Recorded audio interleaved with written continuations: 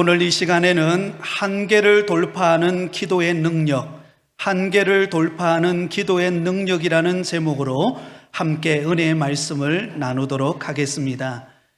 우리는 이 땅을 살아가면서 자신의 힘으로 도저히 해결할 수 없는 절박한 한계에 부딪힐 때가 너무나 많습니다. 때로는 지식의 한계에 부딪히기도 하고, 때로는 물질의 한계에 부딪히기도 하고, 때로는 건강의 한계에 부딪히며 살아가기도 합니다. 어쩌면 이 세상을 살아가는 우리 모든 사람들에게 있어서 항상 어떤 한계에 부딪히며 갈등하며 살아가는 존재라고 말할 수 있을 것입니다. 그렇다면 이처럼 우리가 살아가면서 절박한 한계에 부딪힐 때 우리는 어떻게 그 문제를 풀어갈 수 있을까요? 오늘 우리가 읽었던 본문의 말씀에 보면 절박한 한계에 부딪혔던 한 인물을 우리에게 소개하고 있습니다. 그가 누구죠? 히스기야 왕입니다. 여러분, 그에게 찾아온 절박한 한계가 무엇입니까? 바로 병들어 죽게 되었다는 것입니다. 그것도 여러분, 하나님께서 직접 아모스의 아들 이사야 선지자를 히스기야 왕에게 보내어서 이렇게 말합니다. 너는 짐을 정리하라. 내가 죽고 살지 못할 것이다. 인생의 생사화복을 주관하시고 모든 만병의 치료자가 되시는 하나님께서 히스기야 왕에게 내린 진단의 결과가 무엇입니까? 이제는 끝났다는 것입니다. 너의 짐을 정리하고 이제 죽음을 준비하라는 것입니다. 그러니 여러분, 히스기야 왕에게 여러분 희망의 끈이 다 사라져버린 이런 절망적인 그런 청천벽력과 같은 그런 소식을 여러분 히스기야 왕은 듣게 되었다는 것입니다. 사실 그동안 이 히스기야 왕은 이 일이 있기 전에 그는 단 한 번도 죽음에 대하여 생각해 본 적이 없습니다. 그런데 막상 중한 병이 들고 이제는 죽게 되었다라고 하는 통보를 받았을 때 아마 히스기야 왕 앞에는 눈앞이 캄캄하고 가슴이 철렁 내려앉고 다리에는 다 힘이 풀려서 어찌해야 될지 모르는 그런 절망적인 상황이었을 것입니다. 여러분, 우리가 살아가다 보면 누군가로부터 또 어디서부터 소식을 들을 때가 있습니다. 누군가로부터 전화가 왔는데 그 전화의 소식이 때로는 내 가슴을 철렁 바닥에 내려앉게 만드는 그런 소식을 들을 때가 있습니다. 그러면 어떻게 이런 일이? 저도 지난 한 주간을 보내면서 여러 성도님들의 어려움 전화를 받았습니다. 그러니 그 전화를 받았던 그 성도님도 얼마나 마음이 철렁 내려앉았겠습니까? 그 전화를 받는 목회자인 저의 마음이 철렁 내려앉는다면 직접 당사자들은 얼마나 힘들고 어려웠겠습니까? 여러분, 안타까운 일이 아니죠. 근데 이쯤 되면 우리 마음속에 드는 의문 하나가 있습니다. 그것은 히스기야 왕이 뭘 잘못했기에 이런 일이 일어났지? 라는 의문입니다. 사랑하는 여러분, 지금 병들어 죽게 된 히스기야 왕은 어떤 왕이었을까요? 여러분, 이 히스기야 왕은 악한 왕이 아니었습니다. 하나님이 보실 때에 너무나 선하고 신앙적으로 훌륭한 왕이었습니다. 히스기야 왕은 그의 나이 25세 때에 왕이 되었습니다. 남유다 제13대 왕이 되었습니다.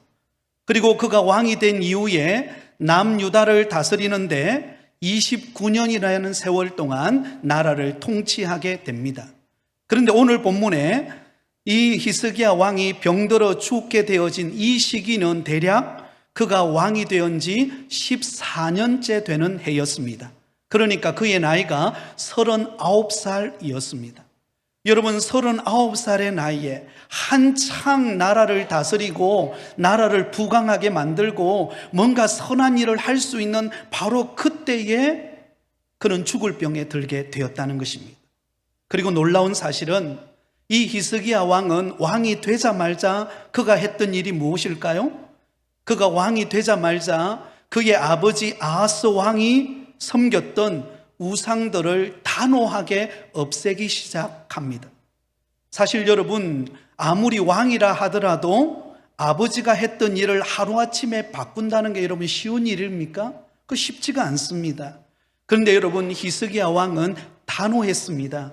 하나님께서 기뻐하시지 않는 일을 그대로 내버려 둘 수가 없었습니다. 그래서 우상들을 척결하고 불태워 버렸습니다. 그것으로 끝나지 않고 더럽혀진 성전을 깨끗하게 정화할 뿐만 아니라 율법의 규정에 따라서 성전을 복구시킵니다.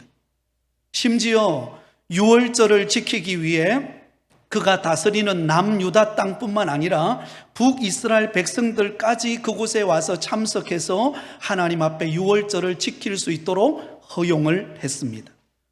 그렇게 하는 이유는 흩어진 백성들의 마음을 하나님 중심 신앙으로 바꾸어 놓기 위함이었습니다.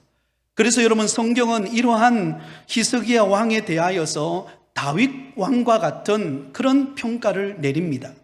역대하 29장 2절에 히스기야가 그의 조상 다윗의 모든 행실과 같이 여호와 보시기에 정직하게 행하여. 여러분, 히스기야 왕은 하나님이 보실 때에 정직하고 선하고 바른 믿음의 모습을 보였던 그런 왕이었습니다. 그런데 이처럼 선하고 훌륭한 히스기야 왕이 지금 병들어서 죽게 된 몸이 되었다는 것이죠. 여러분, 우리가 여기서 한 가지 발견할 수 있는 교훈이 있습니다. 그것은요, 우리가 믿음 생활을 잘하고 진실되게 하나님을 섬기고 선하게 살아간다 할지라도 우리 앞에는 어려움이 찾아온다라는 사실입니다. 여러분, 이것은 예외일 수가 없습니다. 그렇게 선한 왕이었고 하나님께서 인정하는 히스기야 왕이었지만 그는 예상치 못한 죽을 병이라고 하는 고통스러운 일이 그에게 찾아왔던 것처럼 여러분, 누구도 예외일 수가 없는 거예요. 저도 지난 한 주간 전화를 받으면서 참 믿음 좋은 분들, 정말 하나님 앞에 늘 기도하고 하나님을 의지하는 그런 성도님들의 가정에 이런 일들이 일어나는 것을 보면서 여러분, 이것은 누구에게나 찾아올 수 있는 우리 인생들의 모습이라고 말할 수가 있습니다. 그 사람이 무슨 죄를 지어서가 아니라 그 사람이 순수한 믿음을 가지고 하나님 앞에 성실하게 살아가는 모든 사람들에게 다 맞닥뜨리는 우리 인간의 한계라고 말할 수 있습니다. 그리고 그 일을 통하여 하나님은 하나님의 일을 하시고 영광을 나타내실 줄 믿습니다. 그러므로 여러분에게 어떤 한계가 찾아왔다고, 어려움이 찾아왔다고 너무 낙심하지 마시기를 바랍니다. 그 일을 통하여 하나님이 하실 일이 있을 것입니다.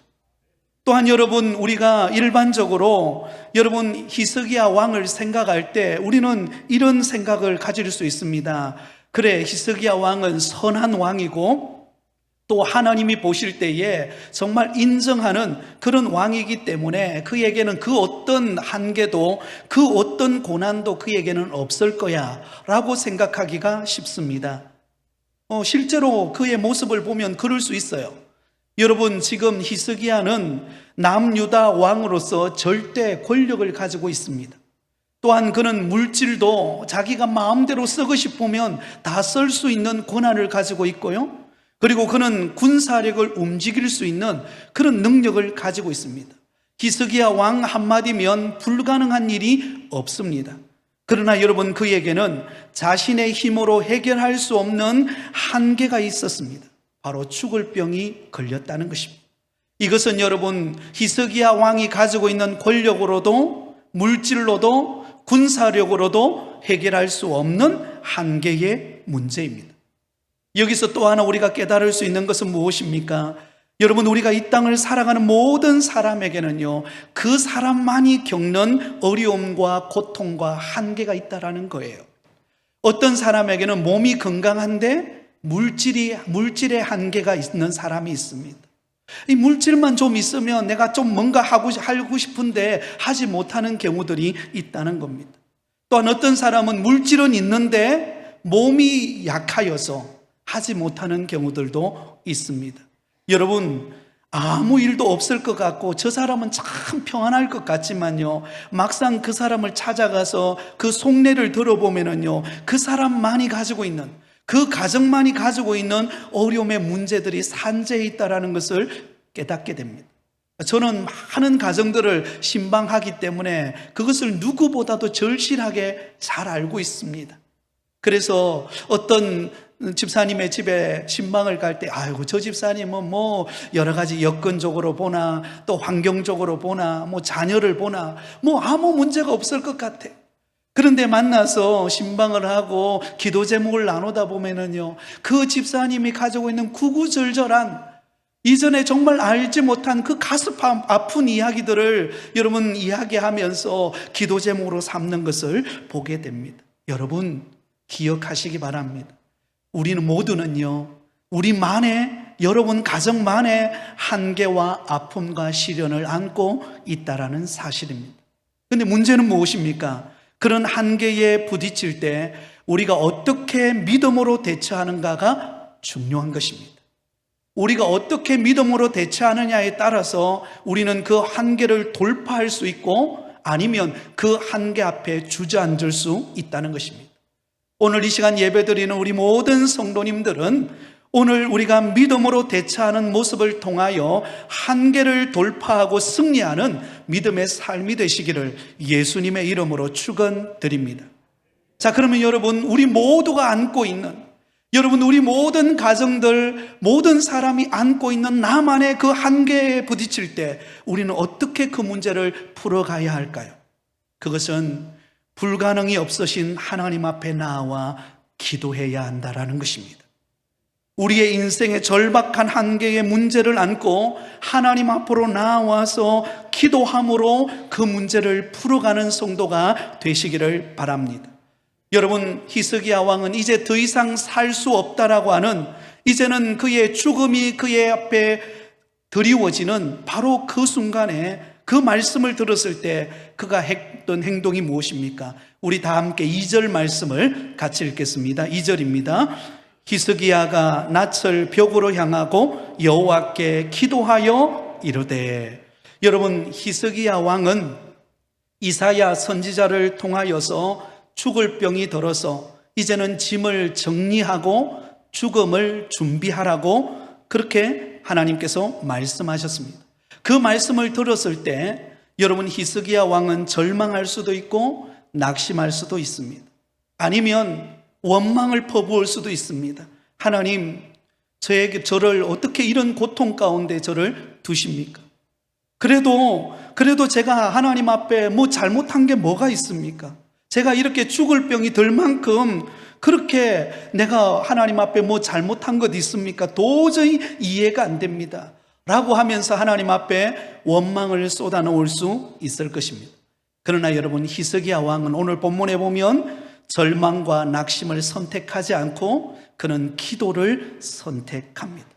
사랑하는 여러분, 우리 앞에 인생의 한계가 맞닥뜨려졌을 때 그때 우리는 두 가지 선택의 길이 있습니다. 하나는 절망과 낙심을 선택하는 길이 있고 또 다른 하나는 기도를 선택하는 길이 있습니다. 여러분, 절망과 낙심을 선택하면 지금은 내 마음에 그 쌓인 감정들을 풀어낼 수 있겠지만 그러나 그 문제를 해결할 수는 없습니다. 그러나 여러분, 기도를 선택하고 하나님 앞에 기도의 자리로 나아갈 때 하나님께서 여러분에게 은혜를 베푸시는 것을 경험할 줄 믿습니다. 하나님을 믿는 성도들이 한계에 부딪힐 때, 고난이 다가오고 환난의 바람이 불고 내 힘으로는 도저히 해결할 수 없을 때, 그때 우리는 절망하고 낙심하고 염려하는 것이 아니라 기도하는 믿음의 성도가 되시기를 바랍니다. 그래서 여러분, 성경은 끊임없이 한계에 부딪히는 우리 성도들에게 기도할 것을 말씀하고 있습니다. 빌립보서 4장 6절과 7절에 우리가 잘 아는 말씀이죠. 아무것도 염려하지 말고 오직 모든 일에 기도와 간구로 너희 구할 것을 감사함으로 하나님께 아뢰라. 그리하면 모든 지각에 뛰어난 하나님의 평강이 그리스도 예수 안에서 너희 마음과 생각을 지키시리라. 여러분, 아무것도 염려하지 말고 어떻게 하라는 겁니까? 기도와 간구로 하나님 앞에 가지고 나와서 그 문제를 놓고 기도하라는 것입니다. 그러면 하나님께서 우리 마음에 평강을 주셔서 우리 마음을 지켜주신다는 겁니다. 여러분, 청청병력과 같은 소식을 듣고 우리 가정에 예상치 못한 환난과 고난과 시련의 아픔을 딱 당했을 때는요, 앞이 캄캄해서 아무것도 안 보입니다. 여러분, 그때 여러분, 우리는 하나님을 바라보면서 여러분 염려하기보다 하나님 앞에 기도하는 여러분 되시기를 바랍니다. 야고보서 5장 13절에 너희 중에 고난당하는 자가 있느냐? 그는 기도할 것이요. 고난당하는 자가 있느냐? 그는 어떻게 하라고요? 기도하라고 말씀하고 있습니다. 고난이라는 환난, 고난이라고 하는 한계에 부딪혔을 때에 우리의 힘으로는 해결할 수 없지만 하나님께 도움을 구하고 기도하면 하나님께서 그 고난을 돌파할 수 있는 은혜를 주신다는 겁니다. 야고보서 5장 14절에서 16절에 이렇게 또 말씀합니다. 너희 중에 병든 자가 있느냐? 그는 교회의 장로들을 청할 것이요 그들은 주의 이름으로 기름을 바르며 그를 위하여 기도할지니라. 믿음의 기도는 병든 자를 구원하리니 주께서 그를 일으키시리라. 혹시 죄를 범하였을지라도 사하심을 받으리라. 그러므로 너희 죄를 서로 고백하며 병이 낫기를 위하여 서로 기도하라. 의인의 간구는 역사하는 힘이 큼이니라. 한번 따라하겠습니다. 의인의 간구는 역사하는 힘이 큼이니라. 여러분, 너희 중에 병든 자가 있느냐? 그러면 여러분 장로들을 청하라는 겁니다. 목회자를 청하고 장로님들을 청하고 우리 안수 집사님들, 권사님들을 청해서 함께 낫기를 위하여 기도하라는 것입니다. 그러면 하나님께서 도우시겠다라고 말씀합니다. 의인의 간구는 역사하는 힘이 크다라고 말씀하고 있습니다. 여러분, 히스기야라고 하는 이름의 뜻이 무엇일까요? 하나님이 힘을 주신다라는 뜻입니다. 히스기야라고 하는 이름의 뜻은 하나님이 힘을 주신다. 여러분, 지금 히스기야 왕은 절박한 한계에 부딪혀 있습니다. 그의 앞에는 죽음이 기다리고 있습니다. 그 절박한 한계 속에서 하나님이 힘 주실 것을 바라보면서 그는 기도하고 있다라는 것입니다. 이것이 소망이에요. 사랑하는 여러분, 여러분에게 어떤 고난과 시련과 아픔이 있습니까? 기도하시기 바랍니다. 하나님이 역사하실 것입니다. 저는 가끔씩 새벽에 기도하거나 아니면 가끔씩 여러분 낮에 목양실에서 사역을 열심히 하다가 한 번씩 본당에 올라와 보면 어떤 집사님, 어떤 권사님, 어떤 성도님들이 한없이 눈물 흘리면서 가슴을 치면서 간구하며 기도하는 그 소리를 들을 때가 있습니다. 그럴 때마다 저도 그 성도님을 보고 그 집사님을 보고 권사님을 보고 함께 기도하면서 함께 마음을 나눕니다. 그러면 제 마음에 그런 확신을 주세요. 하나님께서 저 집사님의 기도를 내가 듣고 있다. 내가 저 권사님의 기도를 내가 듣고 있다.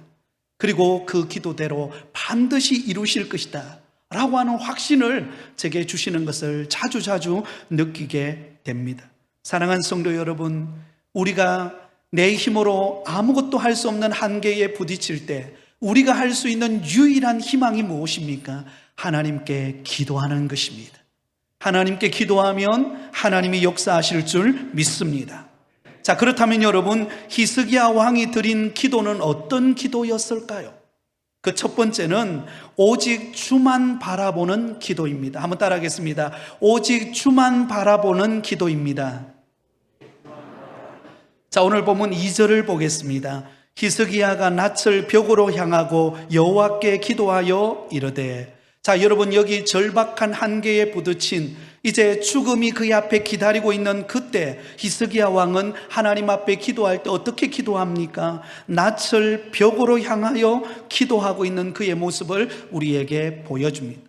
낯을 벽으로 향하여 기도한다라는 것은 무엇을 의미합니까? 다른 어떤 것을 바라보지 않고 전적으로 하나님만 바라보고 의지하며 기도하겠다라는 의지의 표현입니다. 여러분, 한번 상상해 보시기를 바랍니다. 지금 병들어 죽을 병에 걸려서 지금 사경을 헤매고 있는 히스기야 왕의 상태를 한번 상상해 보시기 바랍니다. 그는 중병에 걸려서 아마 거의 침상에서 일어날 수 없을 정도의 고통스러운 아픔을 지금 느끼고 있었을 것입니다. 아마 심지어는 기도할 기력조차도 없었을 것입니다. 그가 할 수 있는 것이라고는 겨우 누워서 그의 고개를 벽으로 향하는 것밖에 그가 할 게 없었을 겁니다. 아니면 그가 좀 일어날 수 있다면 일어나서 겨우 앉아서 무릎을 꿇고 벽을 향하여 힘이 없이 그냥 손을 들다가도 다 못 들어서 힘이 없이 겨우 그 벽을 향하고 있었을지 모르겠습니다. 그런데 그 벽을 향하여서 여러분, 히스기야 왕은 하나님 앞에 부르짖어 기도하고 있습니다. 히스기야 왕 앞에 그가 보이는 그 눈앞에 보이는 것은 두터운 벽이었을 것입니다. 그러나 그 벽 너머에는 뭐가 있습니까? 하나님의 임재가 나타나는 하나님의 성전이 보입니다. 그러므로 여러분, 히스기야 왕은 그의 앞에 눈앞에 보이는 것은 벽이었지만 그러나 그 벽을 바라보는 것이 아니라 그 벽 뒤편에 있는 하나님의 성전, 예루살렘 성전, 곧 하나님의 임재가 머무는 그곳을 바라보면서 하나님을 바라보면서 그는 오직 하나님만이 나의 이 문제를 해결해 주실 수 있다라고 하는 그 믿음의 눈을 들어서 하나님을 바라보며 벽을 향하여 지금 기도하고 있다라는 것입니다. 사랑하는 성도 여러분, 우리가 인생의 길을 걸어갈 때 절박한 문제의 벽 앞에 설 때가 있습니다. 고난의 벽, 질병의 벽, 실패의 벽, 때로는 좌절의 벽. 여러분, 때로는 사업을 운영하다가 앞길이 딱 막혀서 어찌할 수 없는 환경이 우리 앞에 처해질 때가 있고, 때로는 육신의 질병이 찾아와서 내 힘으로는 도저히 해결할 수 없는 그런 아픔의 문제가 우리 앞에 맞닥뜨릴 때가 있습니다. 그때 여러분, 그 벽 뒤편에서 거하시는 하나님을 바라보며 기도하는 여러분 되시기를 바랍니다. 여러분, 야곱을 한번 생각해 보시기 바랍니다. 야곱은 자신의 가족들을 이끌고 밧단 아람 외삼촌 라반의 집을 떠나서 무려 20여 년 지난 세월을 보내면서 이제는 정든 그 고향 땅을 향하여 돌아올 때에 여러분, 이 야곱의 앞에 맞닥뜨린 한 개의 문제가 무엇이었을까요? 그것은 자신을 미워하고 그동안 20여 년 동안 자신을 죽이려고 했던 이 야곱을 죽이기 위하여 혈안이 되어 있었던 형 에서가 400명의 군사를 이끌고 지금 그를 향하여 달려오고 있다라고 하는 소식을 듣게 되었습니다. 그때 야곱이 어떻게 합니까? 다른 모든 종들과 가축대와 자기 가족들을 먼저 건너게 하고 야복 강가에서 홀로 남아 그는 그곳에서 밤이 새도록 천사와 씨름하는 시간을 가집니다. 밤이 새도록 천사와 씨름하면서 그는 하나님을 바라보며 기도했습니다. 하나님, 지금 형이 400명의 군사를 이끌고 지금 나를 향하여 달려오고 있는데 하나님께서 긍휼을 베풀어 주셔서 이 고난, 이 한계를 극복할 수 있도록 은혜를 베풀어 달라고 하나님 앞에 밤이 새도록 그는 간절히 기도합니다. 결국은 기도하는 가운데 그의 환도뼈가 부러질 정도로 간절히 기도함으로 결국은 그는 응답을 받습니다. 여러분, 하나님께서 그 형 에서의 마음을 바꾸어 놓으신 것입니다. 할렐루야. 또한 여러분, 이 현장이 어떤 현장이 됩니까? 그의 이름이 바뀌어지는 현장이 됩니다. 그는 이전의 이름은 야곱이었습니다. 여러분, 야곱은 움키는 자, 속이는 자. 여러분, 야곱의 인생을 한마디로 말한다면 속이는 인생이었습니다. 어쩌면 자기 마음대로 한번 살아보려고 그렇게 속이는 인생을 살아왔습니다. 그러나 이제 그 인간 인생의 한계에 맞닥뜨렸을 때 더 이상 내 힘으로는 아무것도 할 수 없다라고 느끼는 그 순간 하나님 앞에 밤을 새면서 천사와 씨름하면서 하나님 앞에 매달렸을 때 여러분, 그의 이름이 바뀝니다. 야곱이 무엇으로 바뀌죠? 이스라엘로 바뀝니다. 이스라엘이라고 하는 이름의 뜻이 무엇입니까? 하나님과 겨루어서 이긴 자라는 뜻입니다. 밤새 씨름하며 하나님을 바라보며 하나님께서 내게 은혜 주시지 않으면, 하나님께서 형의 마음을 돌이켜 주시지 않으면 나는 결코 놓지 않겠다라고 하는 그 놀라운 간절한 하나님만 바라보고 부르짖는 그의 기도를 통하여 하나님께서 그의 인생이 과거에는 속이는 인생이었고 자기의 힘과 능력을 의지하며 사는 인생이었지만 이제는 하나님을 의지하고 바라보는 그의 인생에 하나님이 승리를 주시는 인생으로 바꾸어 놓으셨던 것입니다. 할렐루야. 할렐루야. 사랑하는 여러분, 우리의 인생의 한계에 딱 부딪히면은요, 우리는 뭘 느낍니까? 내 힘으로는 아무것도 할 수 없구나. 여러분, 그걸 느끼지 않아요? 그래서 세월이 지나면 지날수록 느끼는 게 있습니다. 아, 내 힘으로 되는 게 없구나. 여러분 아마 뼈저리게 느끼고 갈 것입니다. 세월이 지나면 육신의 한계를 느끼고, 때로는 가정에 여러 가지 어려움이 발생하면 그 문제를 풀려고 노력하지만 내 힘으로 안 되는 때가 얼마나 많습니까? 그때 우리는 어떻게 해야 됩니까? 하나님을 바라보며 기도하시기 바랍니다. 야곱처럼 밤을 지새우며 실험하여 그가 야곱이 이스라엘이 되어 승리자가 된 것처럼 하나님의 은혜를 구하는 가운데 우리의 모든 한계를 극복하고 승리하는 여러분 되시기를 바랍니다. 환경을 바라보면 좌절합니다. 연약한 내 자신을 바라보면 우리는 실패합니다. 그러나 하나님을 바라보면, 하나님을 의지하고 기도하면 하나님이 우리를 붙드실 것입니다. 승리하게 될 줄 믿습니다. 그래서 다윗은 이렇게 고백합니다. 시편 39편 7절에 주여 내가 무엇을 바라리요? 나의 소망은 주께 있나이다. 한번 따라하겠습니다. 나의 소망은 주께 있나이다. 나의 소망은 주께 있나이다. 나의 소망이 딴 곳에 있는 것이 아니라 하나님께 있다라고 하는 아름다운 믿음의 고백입니다. 사랑하는 여러분, 우리의 응답은, 우리의 소망은 주께 있습니다. 두 번째로 여러분, 이 히스기야 왕이 드렸던 기도는 어떤 기도였습니까? 자신의 선한 행위를 기억해 달라는 기도입니다. 우리 다 함께 3절을 같이 읽겠습니다. 3절입니다. 여호와여 구하오니 내가 진실과 전심으로 주 앞에 행하며 주께서 보시기에 선하게 행한 것을 기억하옵소서. 자, 여러분 여기 내용을 한번 자세히 보세요. 히스기야 왕이 하나님 앞에 기도할 때 어떻게 기도합니까? 여러분, 내가 진실과 전심으로 주 앞에 행하며 주께서 보시기에 선하게 행한 것을 기억하옵소서. 내가 그동안 선하게 행해왔던 삶을 기억해 달라고 기도하고 있습니다. 우리가 이것을 그냥 액면적으로만 보면 이 히스기야의 기도가 마치 자기의 의로움을 드러내는 기도가 아닌가라고 오해할 수 있습니다. 그러나 여러분, 결코 지금 히스기야의 이 기도의 내용은요, 자신의 의로움이나 자신의 교만을 드러내기 위한 기도가 아니에요. 오히려 그 반대입니다.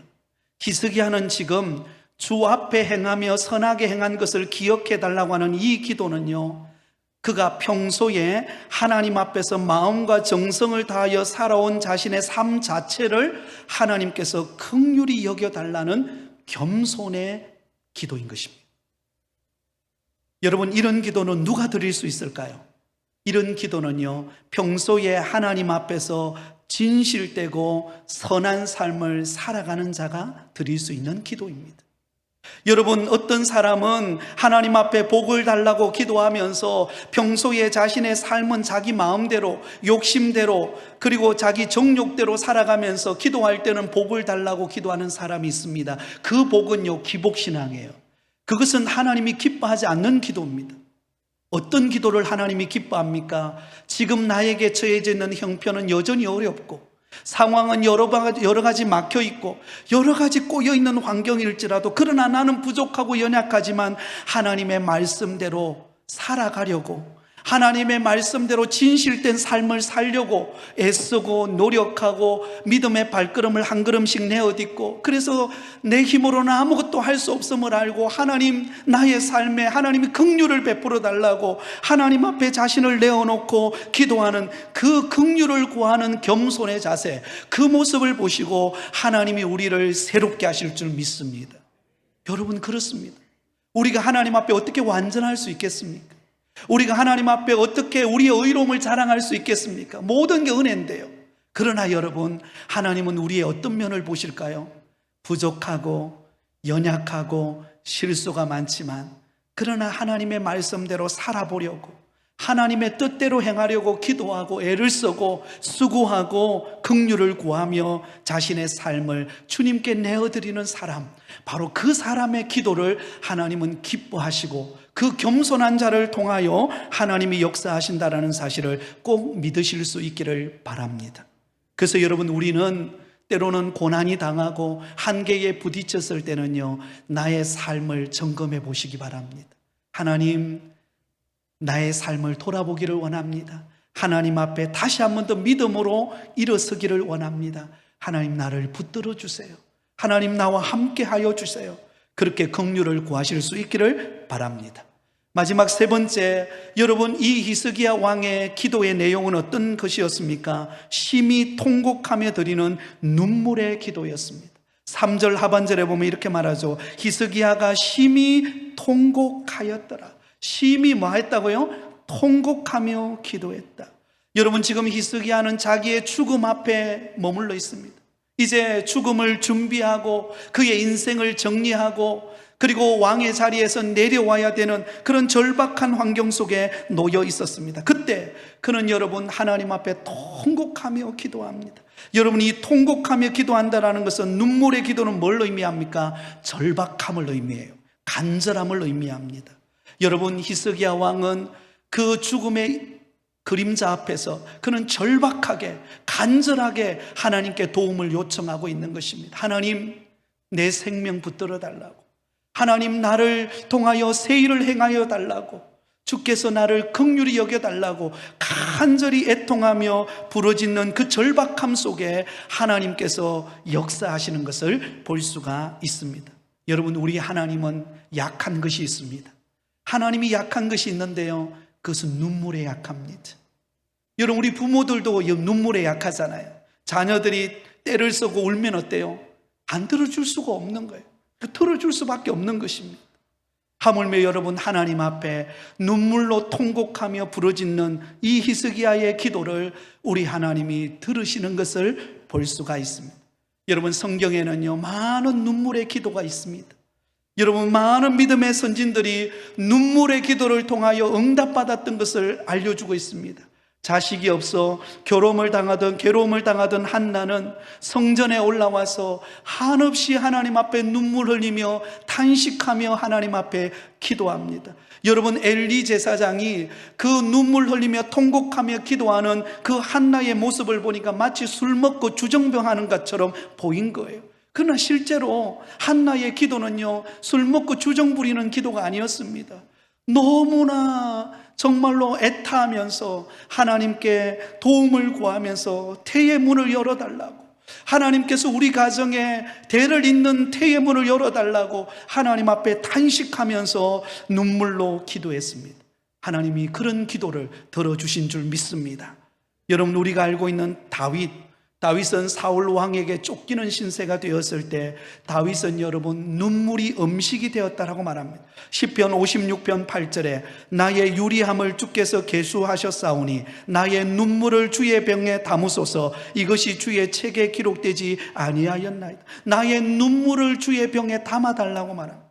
쫓기는 신세, 도망자의 신세가 되었을 때 그는 여러분 수도 없는 두려움과 고통 가운데서 자신의 힘으로는 도저히 해결할 수 없는 그 상황 속에서 눈물이 주야로 흘러내릴 때 그것을 주의 병에 담아달라고 말할 정도로 그는 탄식하며 기도했습니다. 그때 하나님이 그를 도우시고 승리케 하셨습니다. 우리 예수님도 십자가의 죽음을 앞두시고 겟세마네 동산에 올라가셔서 땀방울이 핏방울이 되기까지 탄식하며 눈물로 하나님 앞에 기도했습니다. 아버지, 할 수만 있다면 이 잔을 내게서 옮겨 주옵소서. 그러나 나의 원대로 되지 말고 아버지의 뜻대로 되기를 원합니다. 여러분, 그 기도가 쉬운 기도였을까요? 그 고난의 잔 앞에서 누구나 인간의 몸을 입으신 예수님께서, 인성을 가지신 예수님께서 정말로 그 고통스러운 십자가 앞에서 그는 탄식하며 울 수밖에 없었습니다. 그러나 하나님의 뜻을 구하였을 때 그 십자가를 묵묵히 감당할 수가 있었던 것입니다. 사랑하는 여러분, 이 눈물의 히스기야의 기도를 통하여 하나님의 응답이 임하는데요, 어떻게 임합니까? 5절 말씀에 보면 이렇게 말합니다. 내가 내 기도를 들었고 내 눈물을 보았노라. 내가 내 기도를 들었고 무엇을 보았다고요? 내 눈물을 보았노라. 사랑하는 여러분, 언제부터인가 여러분의 눈물이 메마르지 않으셨습니까? 주의 은혜를 경험하고 정말로 간절히 매달리고 하나님 앞에 부르짖며 탄식하며 눈물 흘리며 기도했던 그 한없이 하나님 앞에 눈물 흘리면서 하나님의 위로를 받고 은혜를 경험하고 응답을 받았던 때가 언제였습니까? 어느 순간부터인가 우리의 감정이 메말라 버리고 강팍하고 기도를 해도 형식적으로만 기도하고 있는 내 모습은 아닌가를 돌아보시기 바랍니다. 여러분, 우리의 인생의 한계 앞에서 하나님 앞에서 간절히 탄식하며 눈물로 기도하는 여러분 되시기를 바랍니다.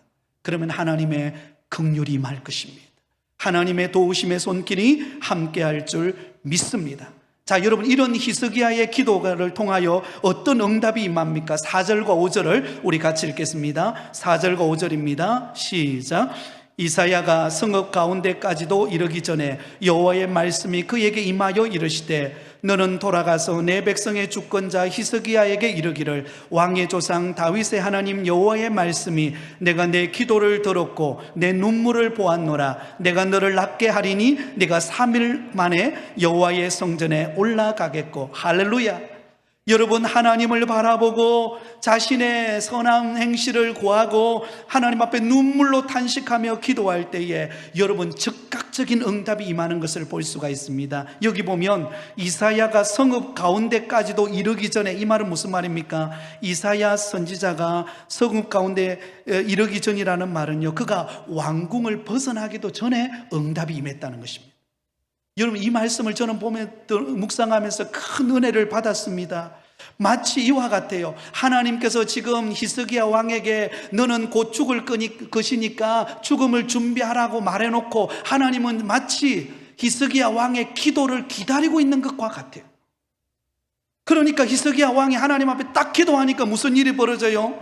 그 기도가 끝나기도 전에, 그리고 이 이사야 선지자가 왕궁을 벗어나기도 전에 하나님이 바로 적극적으로 응답해 주십니다. 그러면서 이렇게 말하죠. 내가 내 기도를 들었고 내 눈물을 보았노라. 한번 따라하겠습니다. 내가 내 기도를 들었고 내 눈물을 보았노라. 여러분, 하나님께서 왜 히스기야 왕에 그렇게 여러분 네가 곧 죽을 테니까 죽음을 준비하라고 말했을까요? 하나님 아버지의 마음은 어떤 마음이었을까요?